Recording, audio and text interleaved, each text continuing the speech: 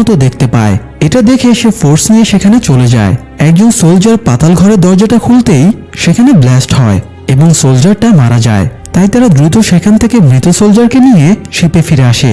Sheep captain park তাদেরকে শহরে ফিরে যাওয়ার জন্য বলে, কিন্তু জুনহো ইনভেস্টিগেশন শেষ না করে এখান থেকে ফিরতে চাইছিল না। তাই সে তাদের দ্বিতীয় দলটাকেও এখানে চলে আসার নির্দেশ দেয়। এদিকে গেমের পক্ষে এবং বিপক্ষে থাকা প্লেয়ারদের মধ্যে হট্টগোল শুরু হয়ে যায়।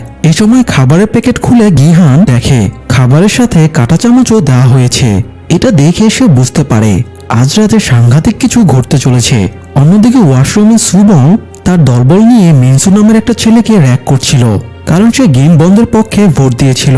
সে তাকে গেমের পক্ষে ভোট দেওয়ার জন্য জোর করে কনভিন্স করছিল। এটা দেখে মিয়ঙ্গি এগিয়ে আসে এবং প্রতিবাদ করে। সেও নিজের দলের প্লেয়ারদের ডেকে জানায় এরা প্লেয়ারদের জোর করে ভোট চেঞ্জ করাচ্ছে। এই সময় মিয়ঙ্গি আর সুবং এর মধ্যে